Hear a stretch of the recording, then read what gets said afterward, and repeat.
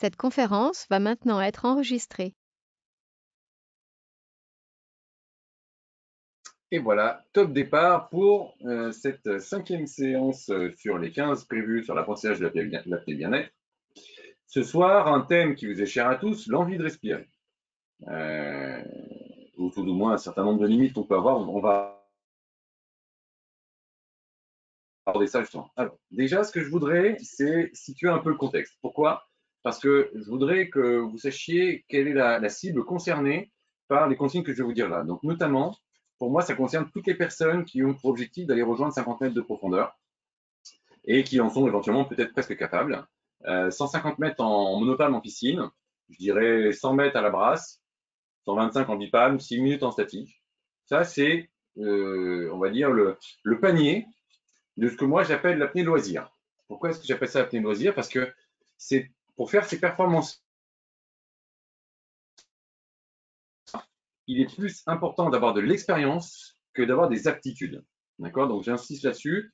Pour moi, pour viser des objectifs comme aller à 150 mètres en monopalme, descendre à 50 mètres de profondeur, il est plus important d'acquérir de l'expérience que de particulièrement dire bah, moi je m'entraîne 10 heures, 15 heures par semaine, ou même simplement 5-6 heures. En tout cas, à partir de 5-6 heures d'entraînement, je considère qu'on est quasiment dans le niveau expert ou minimum compétiteur, donc vous devriez être largement au-delà des performances que je vous dis là. J'aime bien faire une analogie là-dessus, c'est celle du ski, pour dire qu'a priori, quand on commence tous le ski, on ne sait pas en faire.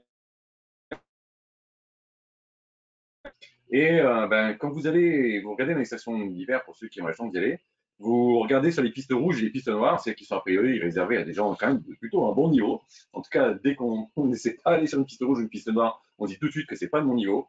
Et quand on est en bas de la piste, ce que l'on constate, c'est qu'on voit tous les types de physique, des minces, des pas minces, des jeunes, des vieux, des gamins, toutes les formes physiques différentes. Et pour autant, plusieurs ont réussi à faire cette descente-là, ce qui semblait complètement inabordable quand on était débutant et qu'on allait sur la piste bleue, la piste verte. Donc j'insiste encore une fois que pour moi, la cible, c'est ces performances-là et que si vous voulez aller au-delà, on va être obligé de s'intéresser à des sujets un petit peu plus fournis que ce que je vous dis là sur la gestion de ces sensations. Ça veut dire aussi que si vous atteignez déjà ces performances-là et que vous voulez aller au-delà, ce que je vais parler ce soir sera une sorte de rappel, mais toute évidence, il va falloir qu'on travaille d'autres sujets pour aller au-delà des performances que je viens de dire là. Mais si donc 50 mètres de profondeur, 150 mètres en monopalme ou 125 mètres en bipalme sont des performances que vous voulez atteindre, ce n'est pas encore le cas, mais du coup, on va s'intéresser à comment est-ce que je fais pour gérer mes sensations liées à la fin de l'apnée. Alors, pour commencer, j'aime bien vous rappeler que l'ensemble de votre parcours de progression va se faire avec une suite de feux. Ça veut dire quoi? Ça veut dire que au départ, moi, je pratique l'apnée, je suis au feu vert, toutes mes sensations sont bonnes, tout va bien, puis à un moment donné, j'ai l'impression que ça commence à être un peu moins bien, donc j'ai l'impression de voir un feu orange qui va me dire ah, fais gaffe, tu vas bien atteindre le feu rouge. Et du coup, les sensations, je suis plus ou moins à l'aise, donc je mets mon feu rouge et je sors. Bon. Et puis quand je me renseigne avec les copains, du coup, je me rends compte qu'effectivement, ce feu que je viens de me mettre, cet indicateur que je viens de me mettre, eh bien, il va falloir que j'aille au-delà parce que tout le monde a réussi à aller au-delà. Et donc, par conséquent, il faut que j'aille trouver un autre feu. Donc, du coup, ce qui était auparavant orange va devenir vert. Et ce qui était un interdit, il va falloir que je le franchisse. Pour, du coup, retrouver encore une fois après un fameux orange qui va me dire, il faut que je fasse gaffe, ça, c'est un truc qui fait que ça déconne. Et un feu rouge pour dire, ah non, je ne veux pas y aller parce que je vais éviter tout ce qui est accident, tout ce qui est syncope. Et donc, le premier feu qu'on rencontre en général, c'est cette fameuse envie de respirer. C'est ce qu'on appelle les spasmes, les contractions, les trucs qui se passent au niveau des poumons, là, qui fait qu'à un moment donné, j'ai l'impression que je suis là comme ça, asphyxié, en train de mourir, il faut absolument que j'aille prendre de l'air. Bon. Et pour autant, tous ceux qui sont plus expérimentés que moi, ils arrivent à gérer. Alors j'en entends qui se tapent 3 spasmes, d'autres 10 spasmes, d'autres 15 spasmes, d'autres machin. Bon. Soit, j'ai a priori moi un indicateur qui est l'indicateur qui est de dire je suis dans le confort, et puis à un moment donné je me sens pas bien, donc je me sens proche du feu orange, et puis je me dis de toute façon je vais pas aller au feu rouge parce que je peux pas aller au carton, donc je m'arrête. On va d'abord commencer à dire cette sensation d'envie de respirer, d'où est-ce qu'elle vient, et du coup est-ce qu'on ne fait pas des amalgames. La première chose, c'est que vous avez déjà entendu parler, et, enfin pour ceux qui ont fait un peu de théorie, au départ, on a un excédent de CO2 qui crée des spasmes mais qui fait que finalement, l'acidité du sang, blablabla, machin, j'ai des spasmes et j'ai envie de respirer. J'ai un premier indicateur qui est important à comprendre, c'est qu'on a, au travers de cette déformation de langage, un élément important, c'est qu'on fait une confusion entre l'envie de respirer, le besoin d'oxygène et l'excédent de CO2. J'insiste là-dessus, pourquoi? Parce que, effectivement, à un moment donné dans votre apnée, il y a quelque chose de naturel à vous stimuler, c'est le besoin d'évacuer un déchet, le besoin d'évacuer CO2. Pour être plus simple, dès que vous vous mettez à courir, la première chose que vous vous mettez à faire, c'est souffler un peu plus fort.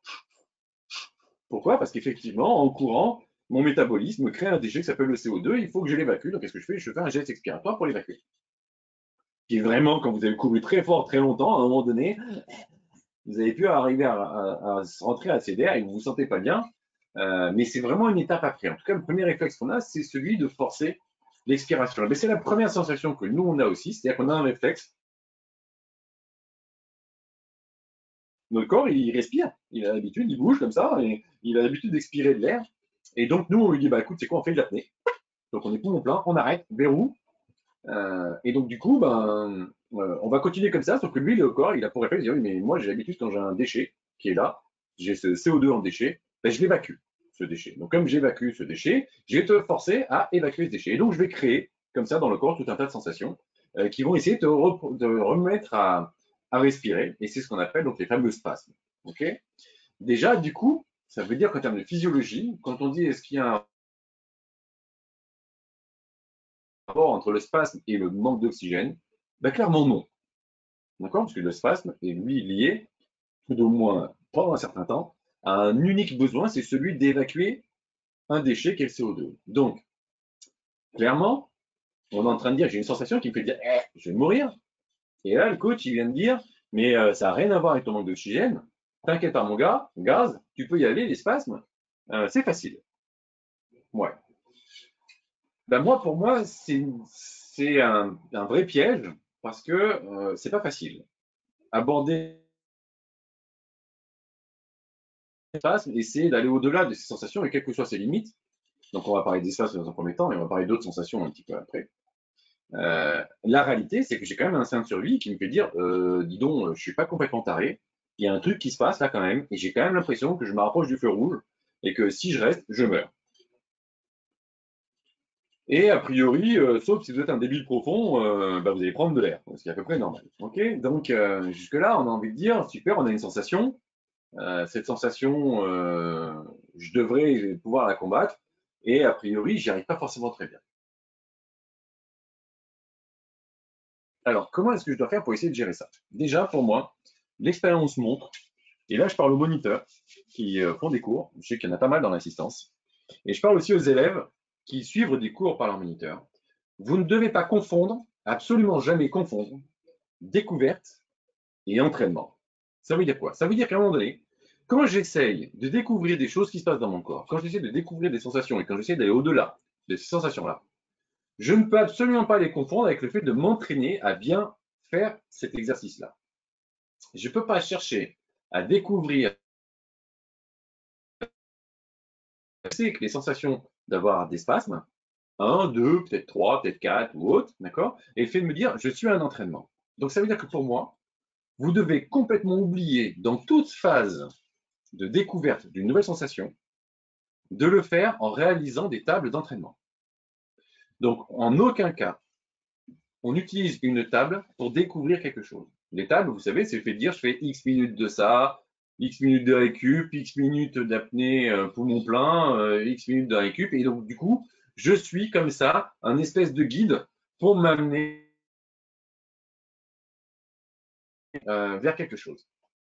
Ça, c'est un entraînement. C'est-à-dire qu'à un moment donné, quand je connais quelque chose, je me mets un certain nombre de contraintes, comme un temps effectif d'apnée, comme un temps effectif de récupération, pour essayer de créer en moi des sensations que je vais vouloir essayer d'améliorer. Mais vous ne pouvez pas confondre l'amélioration et la découverte. C'est vraiment deux choses différentes. Donc ça veut dire que, clairement, quand vous êtes dans la phase de découverte d'une sensation, vous devez vous concentrer que sur le fait que vous êtes sur de la découverte. Vous ne pouvez pas vous mélanger au fait de dire que les autres font un entraînement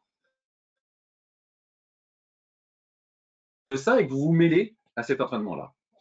Je vais être un peu direct, mais si vous êtes 4-5, vous avez 4-5 de niveaux différents, vous avez chacun la même table, vous ne pouvez pas considérer que cet entraînement-là, vous allez découvrir quelque chose. Parce que si ça se trouve, il y en a un pour qui c'est hyper facile, donc pour lui, ça va pas poser de problème, puis il y en a un autre qui va être à l'agonie, et tout ce qu'il sera en train d'essayer de faire, c'est d'essayer d'éviter de mourir ou de gêner les autres, d'accord, plutôt que de chercher à découvrir cette sensation. Donc, ça veut dire que, en tant qu'entraîneur, lorsque vous allez vouloir proposer à quelqu'un de s'initier à des nouvelles sensations, ou lorsque vous-même, lorsque vous voudrez vous initier à des sensations, vous devez absolument ne faire que ça.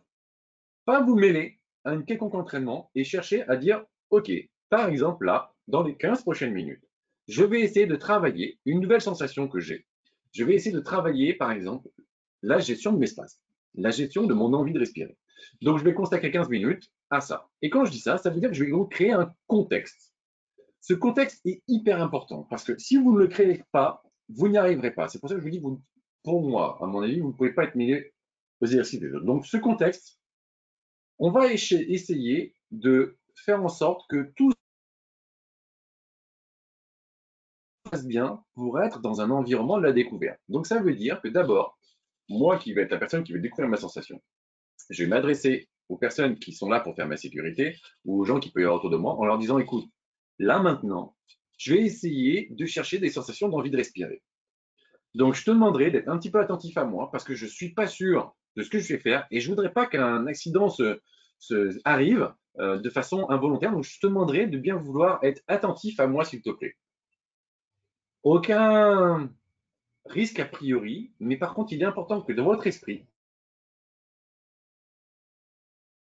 lorsque vous découvrez quelque chose de nouveau, vous n'ayez aucun doute sur le bien fondé de votre sécurité à l'instant. Vous ne pouvez pas vous dire, tiens, je vais essayer de découvrir un truc en loose day dans mon coin, dans le confort, en me disant, ah ben c'est bon, je vais le découvrir, de toute façon, je vais y aller, je vais jouer au kamikaze, je vais essayer de tenter un truc, je vais tenter une aventure de ouf, mais je suis dans mon coin tout seul ou j'ai pas prévenu les autres.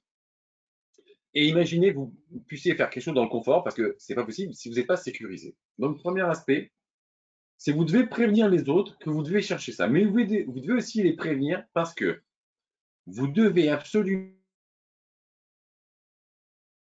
au moment où vous cherchez à découvrir quelque chose, vous créez un environnement de ce qu'on appelle le droit à l'échec. Ça veut dire quoi? Ça veut dire que quand je vais chercher à découvrir quelque chose de nouveau, je dois absolument m'octroyer la possibilité de ne pas y arriver. C'est là aussi pourquoi je vous dis que vous ne devez pas absolument suivre une table et un temps et un chronomètre, parce que si vous êtes en train d'essayer de suivre un chiffre, vous ne serez pas focalisé à la réussite de découverte de votre exercice, vous serez focalisé à la réussite de la table, du chiffre, du chronomètre. Et comme pour progresser, vous devez vous autoriser un échec, vous devez vous déconnecter complètement de tout chronomètre ou toute table ou tout guide qui vous dit vas-y, fais tant. Donc, première étape, je dois m'assurer que les gens qui sont autour de moi me sécurisent. Je dois m'assurer que je n'ai pas la pression et que j'ai donc le droit à l'échec. Et la dernière chose, je dois m'assurer d'avoir plusieurs essais. Ça veut dire que si je me dis que je vais chercher encore une fois à gérer l'envie de respirer, je vais m'accorder au minimum 5 essais de cette gestion de cette envie de respirer. Minimum 5 essais. Si je ne m'accorde pas 5 essais, il est possible qu'au premier, au deuxième, au troisième, je me déballonne, ça ne se passe pas comme il faut, etc. Et que par conséquent, je ne vais pas au bout. Ce n'est pas la peine de faire 10 essais, mais au minimum, quand je veux chercher quelque chose, je vais chercher d'avoir 5 essais pour qu'au minimum, si vous n'arrivez pas à aller au-delà, vous puissiez vous donner l'environnement pour le faire et valoriser le fait que sur ce coup-là, vous avez tenté 5 fois et que mine de rien, cette combativité est intéressante pour la prochaine fois où vous allez le faire. Parmi les exercices pour découvrir cela, vous devez en aucun cas faire des exercices qui sont proches de votre maximum. Par exemple, si vous cherchez en apnée dynamique, en apnée statique, pardon, à gérer vos sensations d'envie de respirer, en aucun cas vous devez faire ça poumon plein. Vous devez faire par exemple 5 apnées, temps libre, récup libre, poumon à moitié. Et dès que l'envie de respirer est là, vous vous accordez le fait de dire, OK, je sens qu'elle est là, et ben je vais essayer de tenir un petit peu, peut-être une contraction, peut-être deux, peut-être trois, peut-être cinq, vous allez voir, vous verrez au fur et à mesure. Mais cette fois-ci, je vais m'accorder ça. Puis, hop, je sors, tout s'est bien passé, OK, je repars, pour pas plein non plus. Donc, à X%, on s'en fout, de toute façon. Et finalement, je vais refaire une autre apnée et je vais peut-être me raccorder. Tiens, l'autre, j'ai fait deux spasmes, je vais m'en accorder un troisième. Peut-être qu'au premier, vous allez vous chier dessus et sortir. C'est pas grave. Je refais un troisième essai. Du coup, je vais m'accorder comme ça un certain nombre de sensations, d'envie de respirer, avec, comme je le garde toujours moins d'indicateur, le fait de dire que je dois être relâché, je dois prendre du plaisir, d'accord, je dois avoir envie de faire ce que je fais, et je dois en aucun cas vivre du stress, de l'angoisse ou une quelconque sensation négative. Et si je rentre là-dedans, je dois sortir avant. D'accord? Ça se rappelle, c'est ces indicateurs-là. Pour moi, il n'y a pas d'indicateur de spasme, etc. Vous pourrez voir dans le cadre de la séquence que j'ai fait sur les sensations. En tout cas, on cherche à bien passer un bon moment, dans le plaisir, dans le bonheur. Et par exemple, poumon à moitié, ou autre exemple, je le fais poumon plein et je décide de sortir quand je veux et de faire une récup que je veux. Par contre, je vais effectivement vouloir que cette récup soit plus courte. Pourquoi? Parce que mon but, c'est de créer une envie de respirer. Donc, si je prends une récupération de 30 secondes, 45 secondes, une minute, ça ne sert à rien. Mon envie de respirer va arriver beaucoup trop tard. Donc, maximum de récupération, 30 secondes. Cet exercice, vous pouvez également le faire en nageant. Vous pouvez vous dire, par exemple, bah, effectivement, je pars, je nage une certaine distance, puis à un moment donné, je me sens pas bien, je sors, je prends 30 secondes de récup et je repars. Et je ne définis pas que je sors au bout de 20 mètres ou 40 mètres ou 50 mètres, non. Je sors quand j'ai envie de respirer, que vraiment la sensation est devenue inconfortable pour moi et que du coup, mon objectif, c'est d'essayer de maintenir le plus longtemps possible du confort dans cette sensation-là. Avec encore une fois une récupération que je voudrais pas trop longue, mais surtout pas chronométrée, parce que sinon, vous allez vous focaliser sur le respect d'une table et pas sur les sensations que vous avez. En profondeur, on peut par exemple faire des apnées statiques à 10 mètres ou à 15 mètres, et puis sortir quand on a envie de sortir, quand on ne se sent pas bien, et s'accorder ce petit temps de remontée pour se détendre, et essayer de faire en sorte d'étendre la zone d'envie de respirer. Quoi qu'il en soit, c'est de faire des exercices qui sont de toute façon toujours très loin de ce qui est proche d'être votre max quand vous essayez d'aborder cette gestion de l'envie de respirer.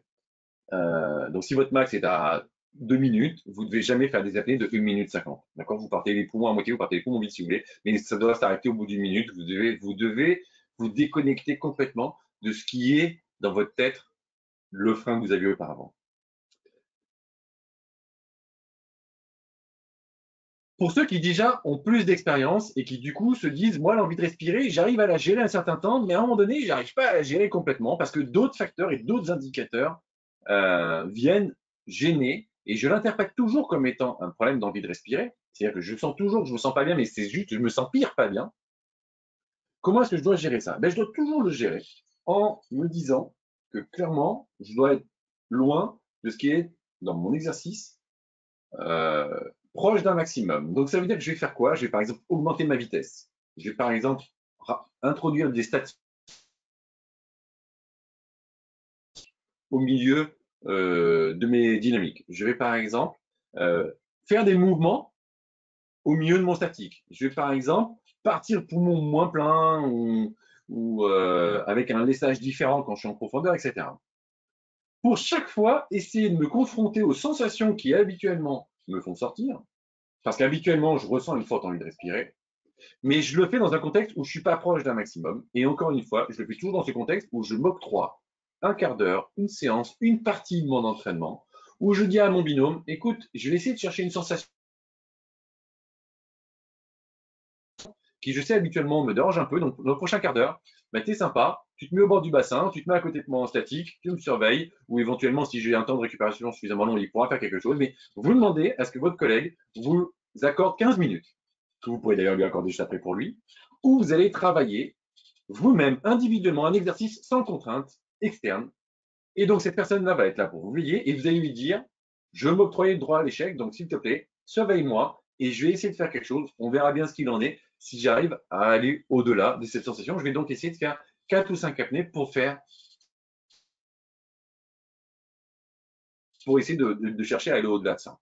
En réunissant ces trois paramètres qui sont la sécurité que vous vous êtes accordée autour de vous pour pouvoir faire ça tranquillement. La pression que vous êtes retirée parce que vous avez dit à tout le monde que vous avez demandé le droit à l'échec, vous allez chercher quelque chose et que si malheureusement il se passe quelque chose de moins bien à ce moment-là, je vous rappelle que c'était le but de l'exercice. Donc vous allez essayer de changer nos paramètres. Si vous avez une samba, bah, c'est pas grave parce que c'est clairement ce qu'on a cherché à travailler ce jour-là. D'accord?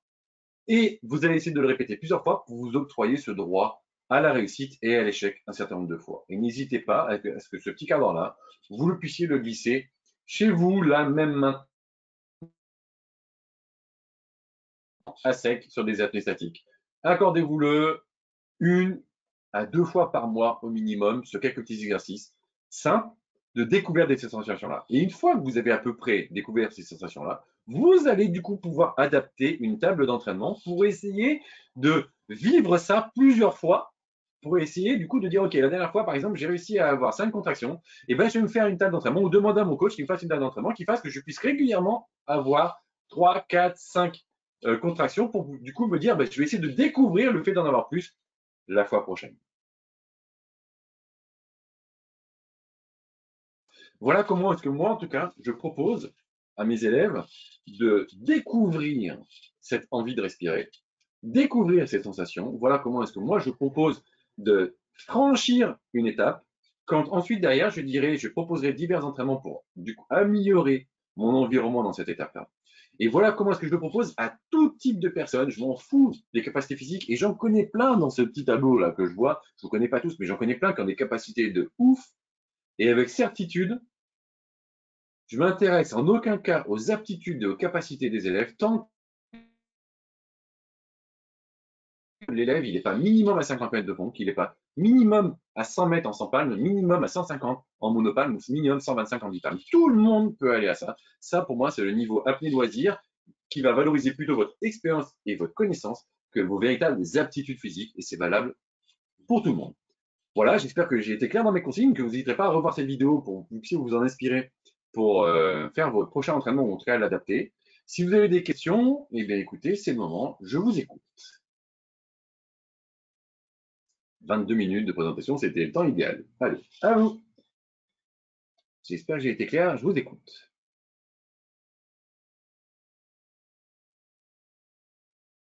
Patrick, tu Allez, m'entends? Patrick, je t'écoute. Oui, Je alors t'entends. je vais dire merci pour ce sujet parce que moi ça m'intéresse beaucoup parce que je trouve que c'est un peu le sujet essentiel pour les apnéistes de savoir où est notre limite, qu'on soit débutant, qu'on soit expert. Ce qu'on cherche à savoir, c'est où est notre limite. Et la question que j'ai envie de te poser, je ne suis pas sûr qu'il y ait de réponse, mais je la pose quand même, c'est qu'il y a forcément un écart entre ce qu'on est réellement capable de faire en apnée, parce que vraiment, on n'a plus d'air, on n'a plus d'oxygène pour nous alimenter, et le moment où on a des sensations, mais ces sensations, on peut les reculer. En fait, on a encore des réserves d'oxygène. Donc, ma question, si ce n'est pas trop compliqué, c'est est-ce qu'il y a des indicateurs pour savoir le moment où réellement on n'a plus d'oxygène? Parce que quand on a des contractions, on nous dit bon, il faut essayer de ne pas en tenir compte et de retarder le moment de sortir. Mais il y a bien un moment réel où on a réellement besoin de sortir parce qu'on a réellement plus d'air. Tu comprends ce que je veux dire? C'est-à-dire qu'entre quelqu'un qui est capable de faire une inspiration où il prend 5 litres et un autre qui prend une inspiration avec 8 litres, celui qui a 8 litres, il est capable d'aller beaucoup plus loin. Et si l'autre qui a que 5 litres fait la même chose, il va forcément faire une vraie syncope. Donc, voilà la question peut-être un peu compliquée.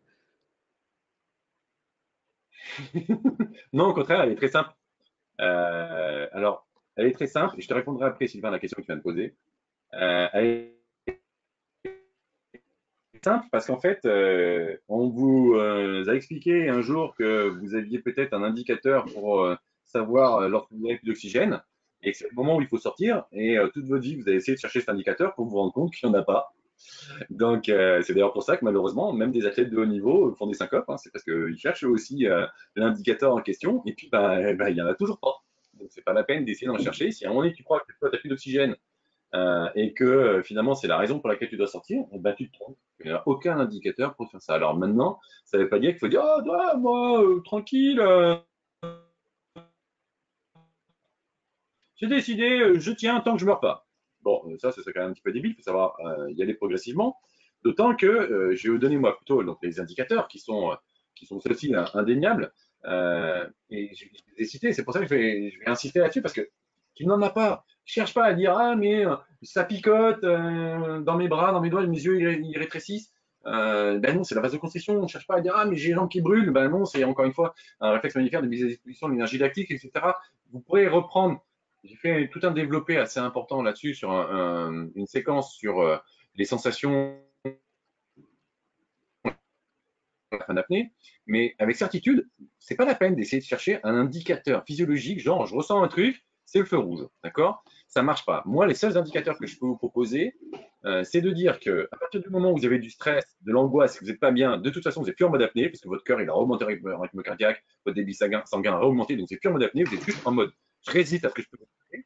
Et comme par hasard, très souvent, vous avez un inconfort et vous avez des mauvaises sensations. J'allais vous dire, mais si c'est ça et que vous aimez faire de l'apnée comme ça, bah, je suis surpris. Ou alors, il faut vous inscrire au club des masos du coin. Mais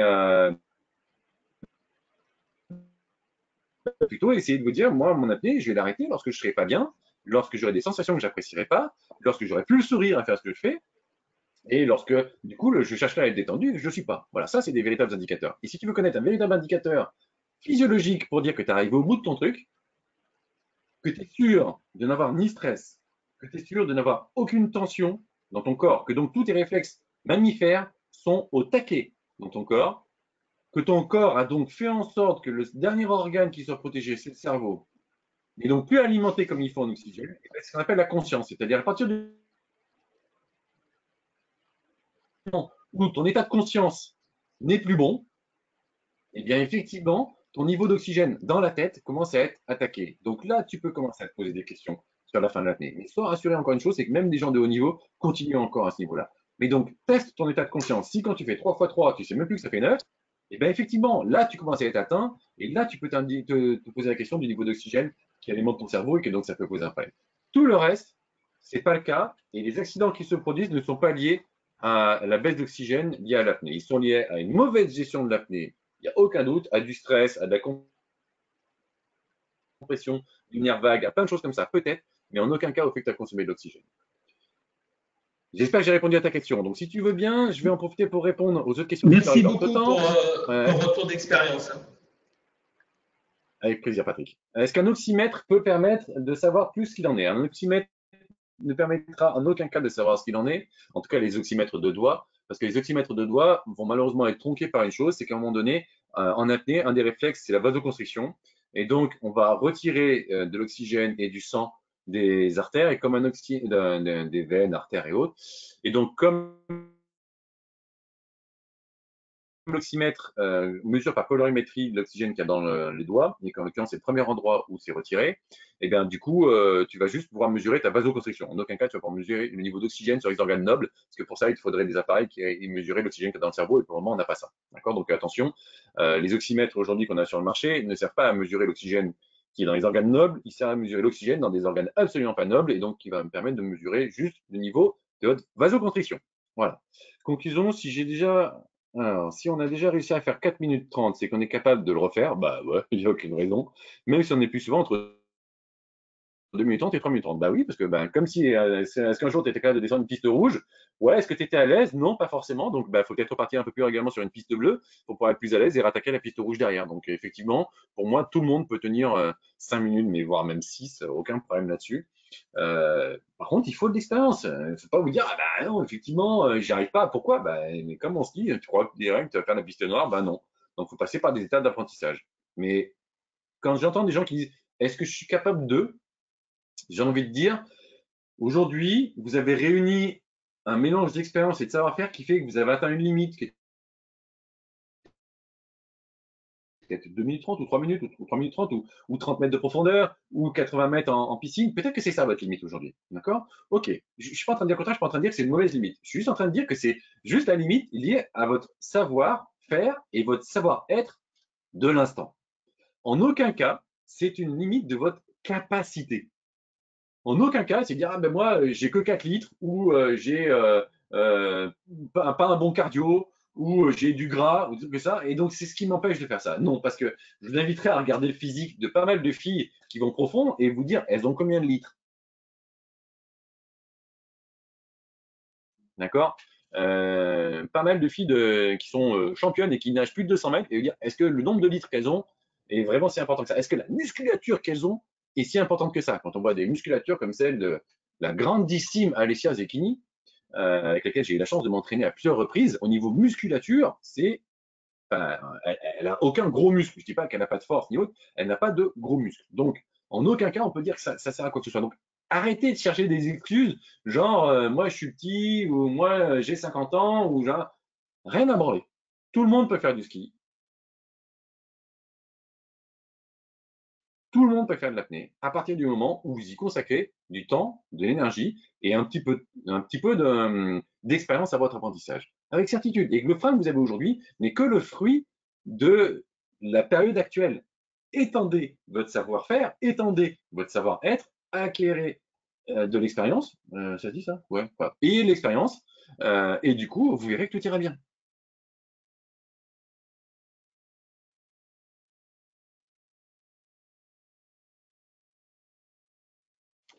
Amélie, on peut tellement tous pour repousser ces vite que je crois pouvoir citer la majeure partie de ceux qui ont battu des records en disant qu'ils savent qu'il va être rebattu derrière. Donc, même les champions qui aujourd'hui battent leur propre record, voire battent des records du monde, savent une chose, c'est que leur propre limite, leur propre record va être battu. Donc, nous, on peut considérer quand même que le vôtre aussi, vous pouvez le battre comme record. D'autres questions?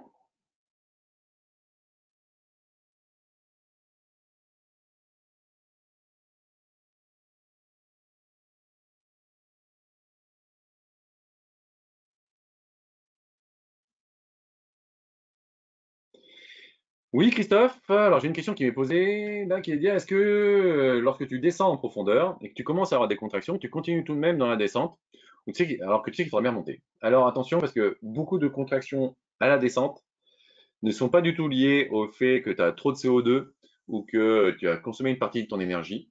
C'est uniquement lié au fait que tes poumons diminuent en volume par le fait que la pression augmente et que comme tu t'en défends, et ben, tes capteurs ne savent pas où ils en sont et donc du coup, ça te fait des contractions.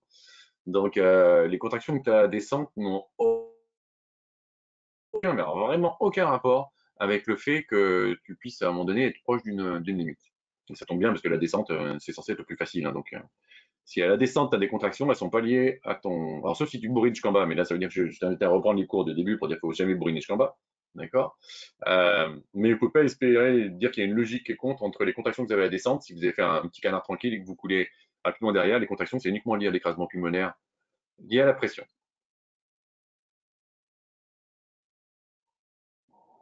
Allez, une petite question orale, je suis sûr que vous en avez bien une ou deux. Une expérience vécue, quelque chose à me dire. Non? Quelle heure il est? 38.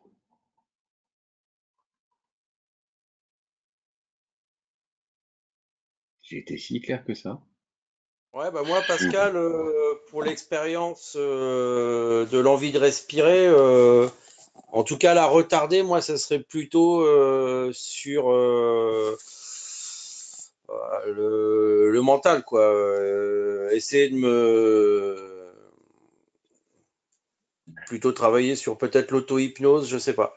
Il y a 10 ans, j'avais des sensations, j'arrivais à complètement m'évader. Et là, j'ai essayé de recoller, mais c'est pas encore ça. Donc, bon. Alors, moi, j'étais sur une chose.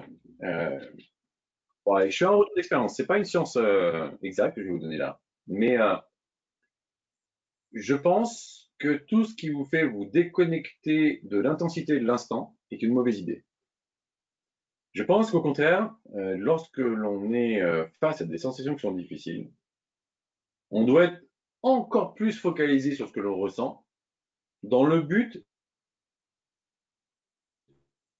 d'essayer malgré tout de conserver le relâchement. La problématique, c'est que souvent, on essaye de faire en sorte d'augmenter un temps parce qu'on a envie de se poser la question de ce dont on est capable de faire.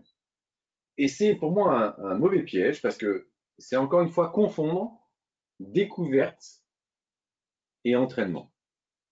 Et donc, du coup, pour moi, vous devez accepter qu'à un moment donné, vous avez juste quelque chose à apprendre. Et que vous avez quelque chose à apprendre, si tu dois apprendre à gérer ces sensations-là, eh ben, tu dois te créer dans ce contexte-là le fait de dire que tu dois le chercher. Et donc, en aucun cas, te déconnecter de ça et te dire, bon, ok, j'ai des contractions, mais putain, j'ai un peu du mal à les gérer. Et ben, je vais essayer de les gérer. Et surtout pas, encore une fois, en faisant proche d'un max.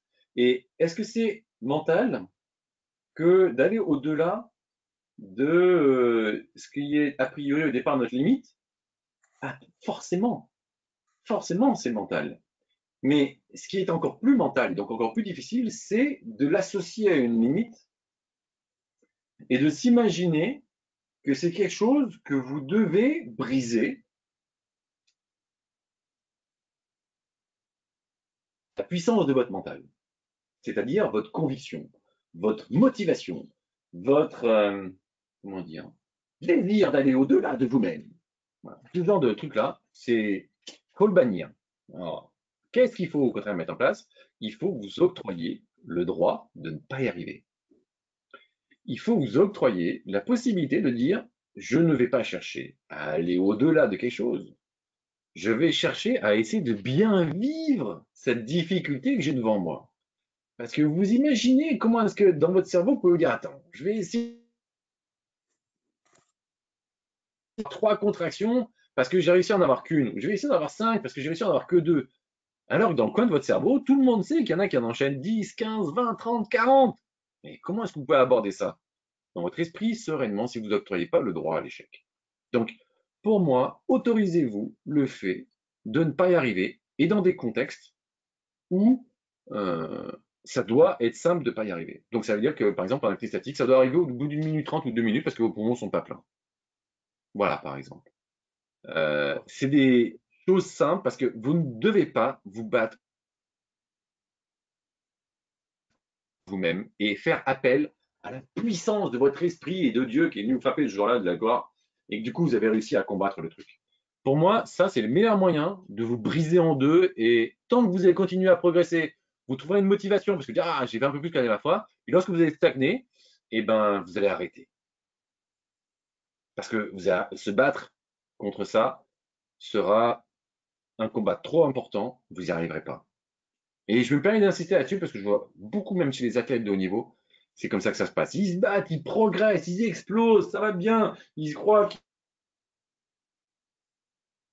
sont frappés par la cuisse de Jupiter, qu'ils ont un don particulier, qu'ils se sentent plus forts parce qu'ils ont une excès de confiance en eux, puis un jour ils commencent à stagner et puis bah, ils disparaissent du circuit parce que justement, tout ce qui comptait, c'était leur progression et la facilité qu'ils pouvaient avoir à l'avoir. Euh, alors que, bah, à un moment donné, ça passe pas par là. Je ne pense pas, en tout cas. Je vais reprendre, j'ai eu pas mal d'écrits, donc excusez-moi, je vais reprendre un petit peu les textes avant de répondre aux questions orales. Alors, est-ce qu'il est nécessaire de faire un bon temps en statique pour descendre en profondeur? Il y a plein de mecs en statique et qui descendent en profondeur, donc non, aucun rapport. Par exemple, à Stéphane Toureau, qui adore l'apnée statique et qui pour autant a plein de podiums internationaux. Donc, tu vois, c'est l'exemple même, c'est pas possible. Tu t'ennuies rapidement, et ben fais pas de choses qui t'ennuient. Voilà, fais pas de statique si t'aimes pas ça. Je dois y aller, merci pour le salut Cisco. Il faut se détendre le périnée pour reposer l'envie d'inspirer. Oui, tout à fait, Alexis. Je viendrai te détendre le périnée la prochaine fois qu'on se verra. Est-ce qu'après les premières contractions, on peut arriver à se détendre et ne plus avoir de contractions? Ben, moi, ce que je vous souhaite, c'est que les contractions, de toute façon, soient toutes tranquilles et cool, même si effectivement, physiologiquement parlant, les 3-4 premières sont toujours plus difficiles et celles qui suivent derrière vont quand même beaucoup mieux. Donc, il faut accepter de passer un certain seuil comme ça. Mais de toute façon, les sensations ne doivent pas être quelque chose qui vous gêne. Donc, je suis obligé de vous dire à un moment donné, si elles vous gênent, faites en sorte qu'elles ne vous gênent plus, quoi. Restez dans la zone où elles vous gênent pour faire en sorte qu'elles ne vous gênent plus. Voilà. En piscine, combien de longueur doit-on faire pour descendre à 40 mètres? Tu veux savoir s'il y a un rapport entre la piscine et la profondeur? C'est ça, Karine, j'imagine?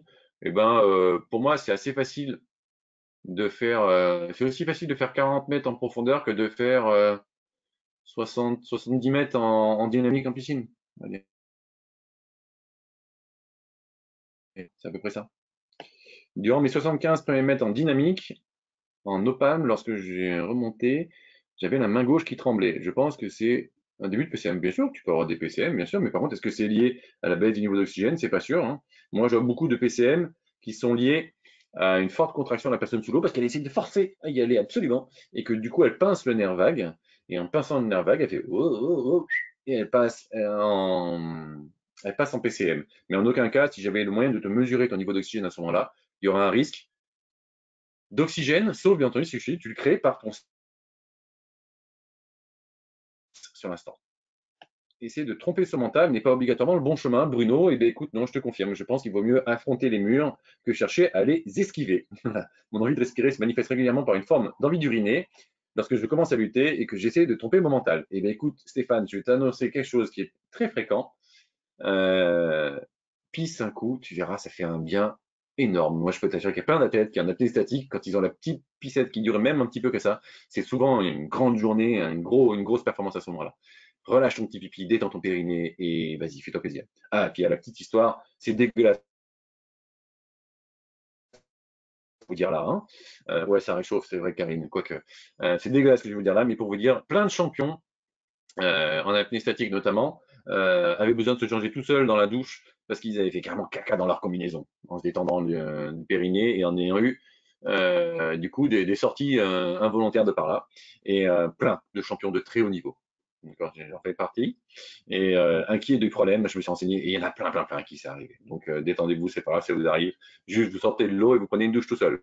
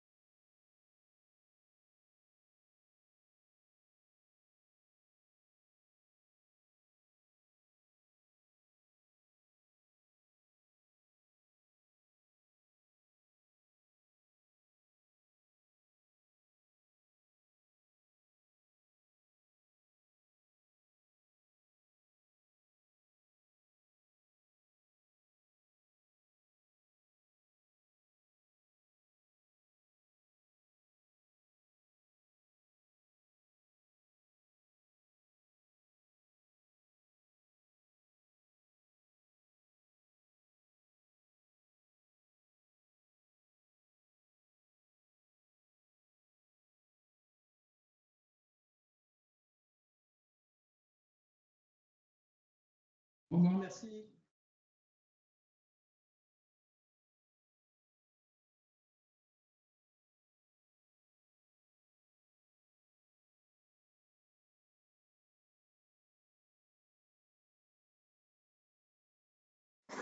Bonsoir à tout le monde. Bonsoir à tout le monde. Ouais, je pense qu'il reviendra pas. Bonne soirée. Ah, il est là. Bonne soirée à tous. Remets Mais ton ouais, son, c'est Pascal. clair, c'est un problème, c'est le data center de GoToMeeting qui doit être en panne. Donc on n'aura rien ce soir, je pense. Pascal, Problème de connexion.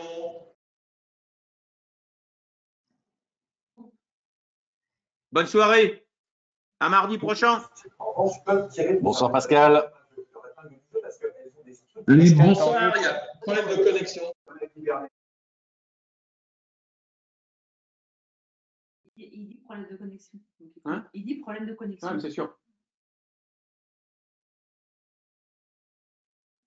Voilà, c'est un problème de ce soir. Je vous salue et je vous dis à très bientôt. Désolé pour la coupure. Salut Pascal. Bonne salut, soirée. Pascal. Bonne soirée, à bientôt. À mardi prochain.